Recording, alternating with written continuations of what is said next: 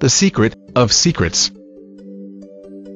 The just announced Nobel Prizes for both chemistry and physics have gone to research related to the carbon atom. The Nobel Prize for Chemistry went to 3 scientists for developing a toolkit to manipulate carbon atoms, while the Physics Prize has gone to 2 Russian-born physicists for their study on the remarkable properties of graphene, an ultra-thin form of carbon.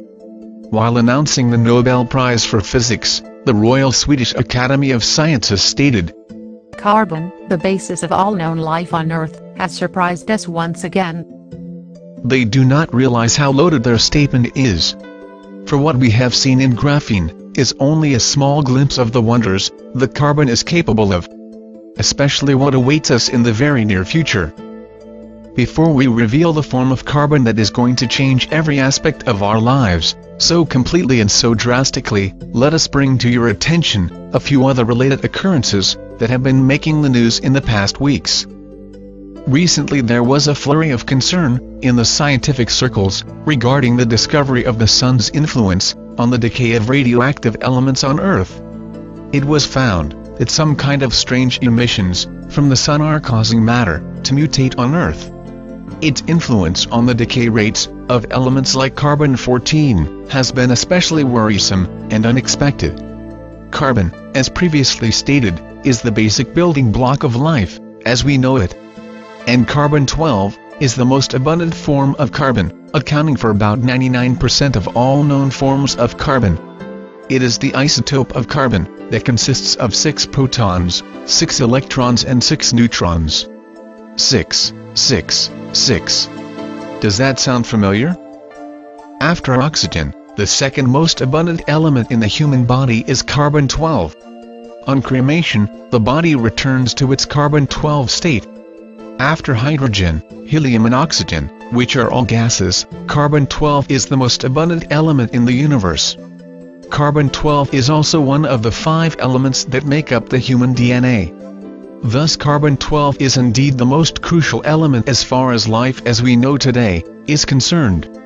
This is probably what the writer of the Revelation meant when he said that 666 was the number of man, or number of the beast.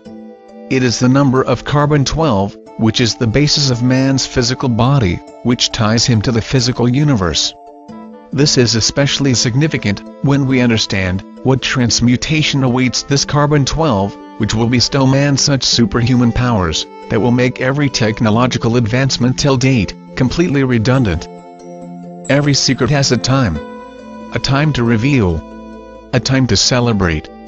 It is now time to reveal the secret of all secrets, the secret of alchemy, the secret of the philosopher's stone, that which transmutes, in a symbolic sense, lead to gold, the secret of the elixir of life, the secret of amrita, or ambrosia, the nectar of immortality, the secret of something we shall label ascension, since its primary function is to aid the coming ascension, to form a portal into the higher dimension, the secret of carbon-7.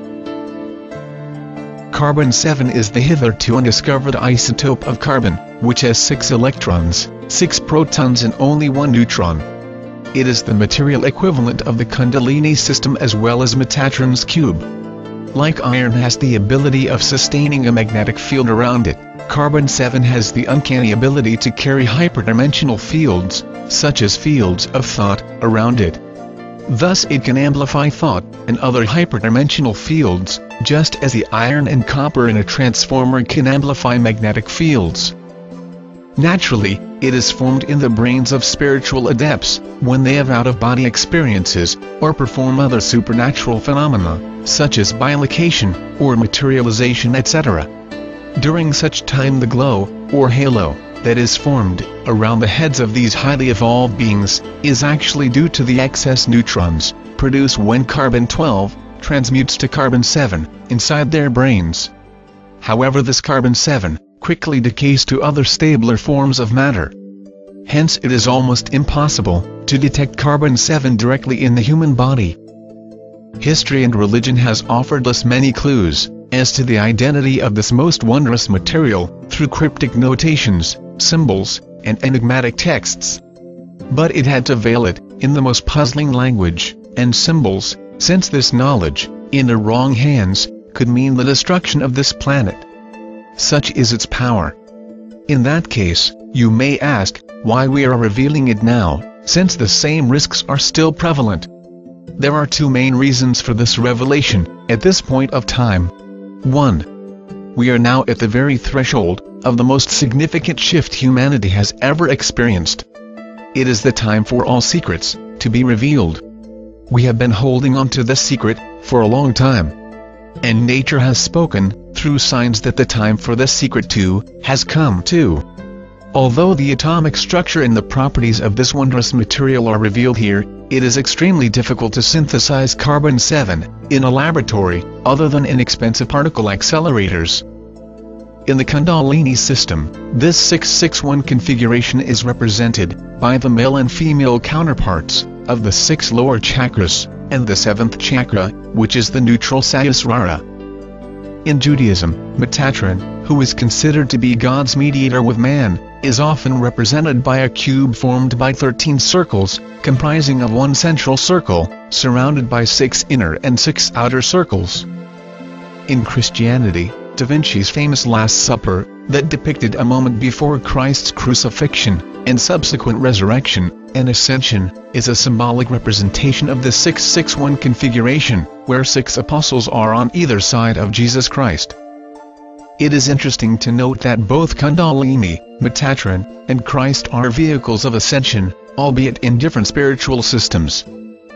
This knowledge is known to advanced civilizations beyond our planet, who have been watching over us for millennia. The release of this information, at this point of time, is also meant to accelerate disclosure. This knowledge, with the power to amplify one's mind, will make all technological progress and economic systems completely redundant, since in the age of manifestation and abundance that awaits us post-2012, technology and money will have no meaning. In the period post-disclosure, the conditioning of man will take place, during which time the collective mind of man will undergo a quantum shift to expansiveness. A critical mass of humanity will cross over from an egocentric, material life to an egoless, love-filled, and spiritual life.